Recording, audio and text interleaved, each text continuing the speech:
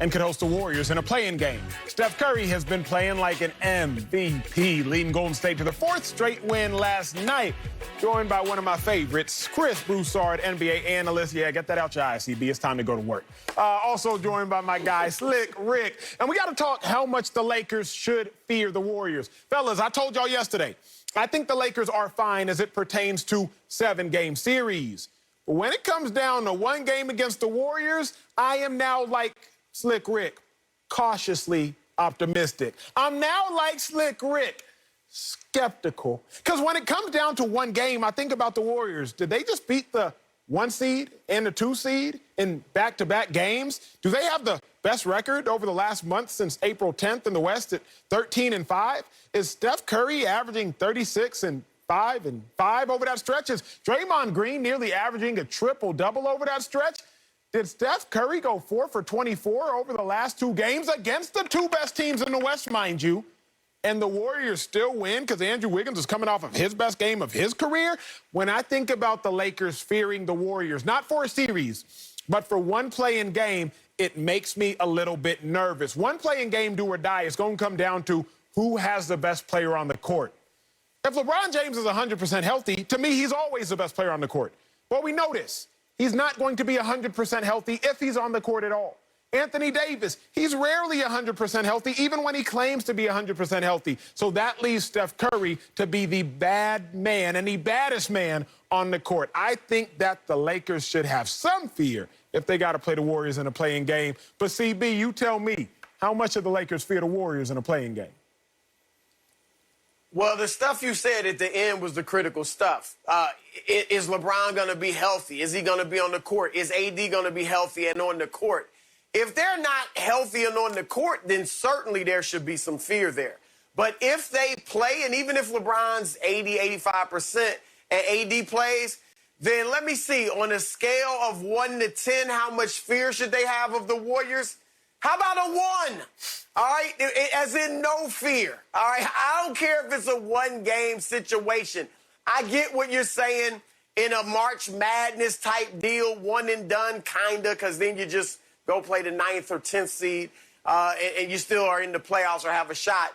But kind of a one-and-done situation. Steph Curry could go berserk, and you could end up losing that game. Anything can happen in one game. But the Lakers have handled the Warriors pretty easily this year. They've beaten them 2 out of 3 times. The time they lost, they were up big in the 4th quarter, and the Warriors kind of stormed back. But they didn't even have LeBron James playing that game, and they still were up big on him. The 2 times they beat the Warriors, they actually blew them out, and Anthony Davis didn't play. All right, it was just LeBron James. And Steph did not go off against the Lakers. He averaged 23 points this year against the Lakers, didn't shoot it well. There's only 3 teams in the league that he scored less against per game than the Lakers this year. We know they're great defensively. They can at least keep Steph in check somewhat. So if I'm the Lakers, I don't fear them. Now, healthy respect, sure. They are champions. Draymond and Steph have championship medal and pedigree, and you must respect that. But fear, absolutely not. And let me say this. Being the 7th seed in the play-in against the Warriors, I'm not saying it's preferable because you really don't get any break, but that might be better than facing the Clippers in the 1st round as a 6th seed. You know, you're the 7th seed, you get Phoenix. The Lakers are beating Phoenix if they're healthy. Even if you're the 8th seed, you get Utah. I believe the Lakers beat them if they're healthy. So it's not the worst thing in the world to be in that play-in game against Golden State. Broussard, you hit something that I agree with right at the end, which is they should not fear the Warriors. Because when I think of fear, I think of being nervous and uneasy. And I don't want to see the Lakers second-guessing whether they are capable of beating the Warriors because of all their injuries and their current situation. I do want them to respect the Warriors and what they're capable of, and I think that's why you saw them play the way they did after games 2 and 3 against the Warriors this season after losing that first game. It was a wake-up call to say we can't take these guys too lightly because no matter how we come out, if we make it a possession-by-possession game at the end, Steph Curry and Draymond Green are an established enough combo to make things dangerous for us. So I am, again, staying in the cautiously optimistic category because I would fully expect that the Lakers would win a matchup. But it is one game. And the last two games that the Warriors have played would only add more to me being cautious because they didn't just beat the Utah Jazz and the Phoenix Suns, the top two teams in the Western Conference, but they did it with Steph Curry shooting a combined 4 for 24 from three-point range. The idea that Steph has to go off in order for the Warriors to win against the top teams was dismissed in these two wins. Steph is now drawing so much attention that the Andrew Wiggins and the Juan Toscano Andersons and the Jordan Pooles are demonstrating we can take advantage of that. If you're going to put too much attention on Steph, we can deliver. And that's what I love about what Draymond and Steph have created, is that they have created a chemistry and a culture where these young, unproven guys believe that they can carry some water for Draymond and Steph. And that is a special chemistry that I've seen a couple iterations of in a Warriors uniform. And don't mistake that either. At the very beginning of this Draymond-Steph run, when Mark Jackson was the head coach, they were coming out of the doldrums. And for all of that, you put all that together in one game, the Lakers certainly better respect these Golden State Warriors. CB, this is why my fear is much higher than a 1. Because to the biggest point of what Slick made is Steph Curry, if you try to D him up with 2 to 3 defenders, the other Warriors players have shown that they're competent enough to beat you. And more than that, Caruso would be the primary defender on Steph Curry. Last I checked, Caruso left last night's game with a foot injury. So who now would be the primary defender on Steph Curry?